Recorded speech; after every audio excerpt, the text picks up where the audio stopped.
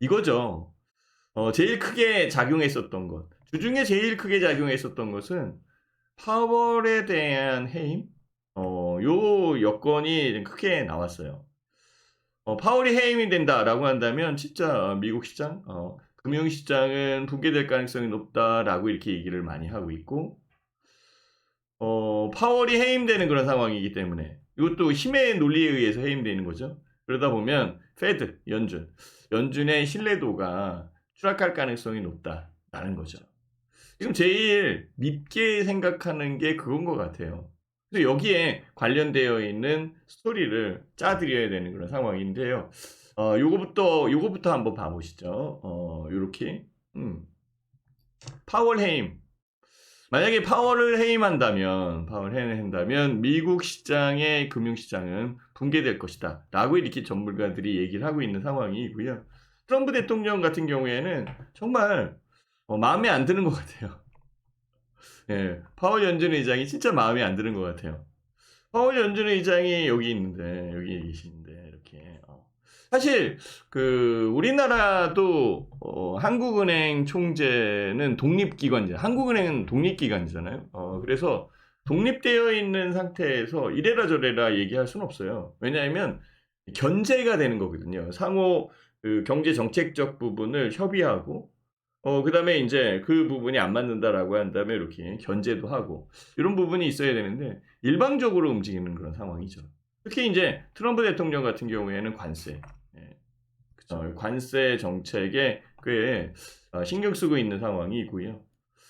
트럼프 요지부동 파월에 분통 터져 말을 안 들으니까 분통 터져 있다라고 이렇게 얘기를 하고 있고요. 아마도 트럼프 대통령은 수개월 동안 파월 해임에 대한 이 논의를 계속 해왔던 것으로 생각이 듭니다. 사실 취임하기 전에 또 파월 연준 의장의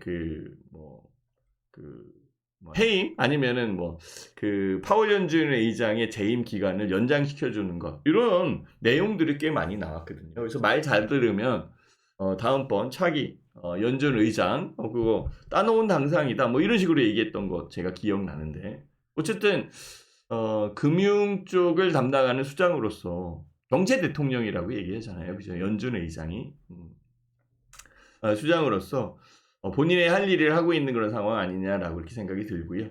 베센트 여기 재무부 장관이거든요. 재무장관 베센트 재무장관은 트럼프의 해임을 굉장히 강력히 반대하고 있는 상황이고 그 반대는 연준 의장에 대한 부분 이 불분명성 이것 때문에 실질적으로 시장이 요동하게 된다는 거죠. 그렇죠. 요동하게 되는 거고 파월 연준 의장을 해임하게 되면 연준에 대한 신뢰도는 굉장히 추락할 것이다. 그러면 국채의 가격, 달러화에 대한 가치 이런 부분들이 동반 하락할 우려가 있는 그런 상황이기 때문에 조심해야 되는데 트럼프 대통령 같은 경우에는 약간 좀 강하게 밀어붙이는 그런 상황이 있죠, 그죠? 그리고 이번에 관세에 대한 부분도 이런 부분들이 있는 것 같아요. 그래서 이번 주에 있었던 여건에 제일 크게 작용하는 것은 실제 관세도 있었지만은 파월 연준 의장과 트럼프 대통령과의 이 갈등 구조를 어떻게 해결할 건가? 이게 조금 관심이 집중됩니다. 그러면 다음 주에도 이와 관련되어 있는 내용은 꽤 많이 나올 거고요. 이제는 관세 관련되어 있는 부분은 좀 털어내야 되지 않겠나라고 이렇게 생각을 해요. 자, 여기 한번 보시면은 관세 충격에 덜어낼 실적이 맑은 BBC 이게 뜬다. 반도체를 얘기하는 거고요. 바이오를 얘기하는 거고 2차 전지를 얘기하는 거예요. 그래서 지금 현재 상황에서는 낙폭과대에 대한 부분으로 봐야 된다라는 거죠.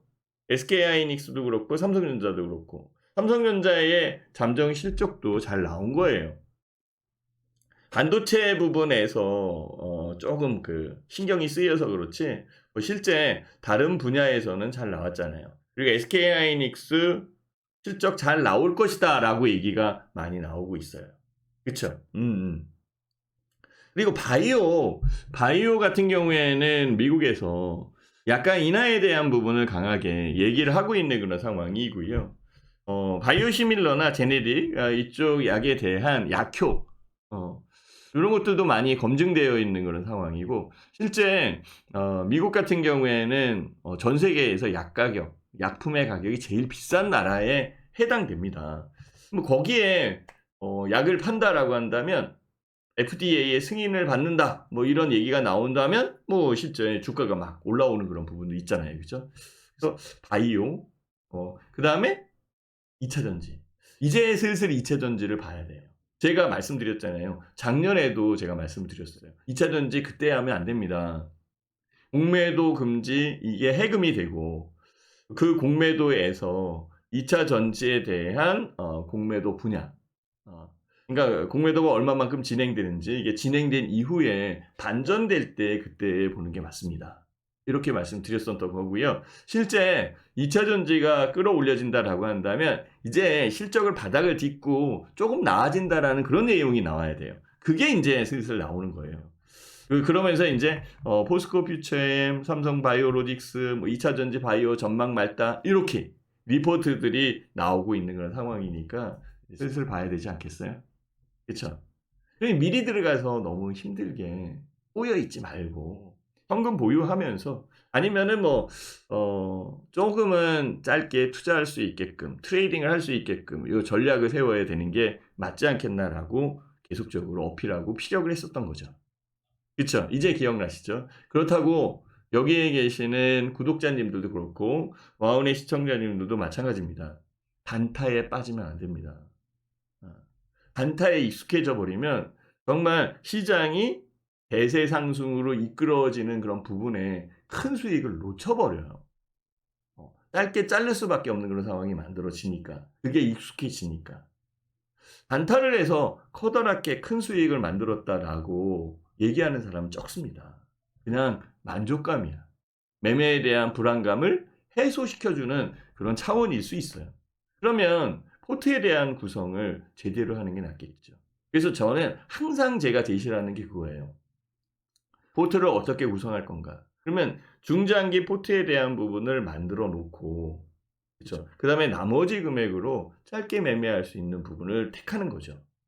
짧게 매매한다라고 하더라도 단타보다는 스윙 트레이딩 이렇게. 그래서 저는 중장기 포트와 스윙 트레이딩을 함께하는 이 전략이 유리하지 않겠습니까? 라고 얘기했던 거예요. 항상 제가 말씀을 드리는 이유가 거기 있는 거죠.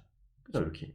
그래서 단기 투자, 스윙 트레이딩 이렇게 분할을 해서 매매를 하는 게 괜찮다. 아니면은 계좌를 반으로 나누든지 아니면은 계좌를 2개로 운영을 하든지 이렇게 운영을 하는 게 훨씬 더 좋은 것 같아요. 그래서 스윙 트레이딩 그다음에 장기 투자. 단기 투자에 대한 부분은 시장 트렌드에 부합되는 게 제일 중요합니다. 그래서 저는 요거를 설명드리고 싶고요. 실제 시장 여건에서 좀 줄일게요. 시장 여건에서 트렌드에 부합되지 않으면 오래 끌고 갈 수 있는 그런 부분이 적어요. 적어요. 그래서 장기 투자엔 제일 중요한 거. 당연히 우량주여야 되고 시장 트렌드에 부합돼야 되고.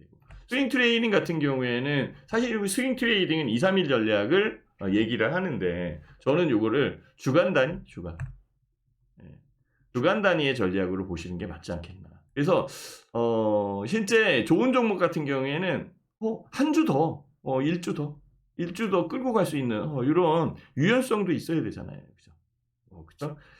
당연히 주간 전략으로 움직이기 때문에 시장을 주도하는 쪽으로 움직여야겠죠. 그거를 주도주라고 얘기하는 겁니다.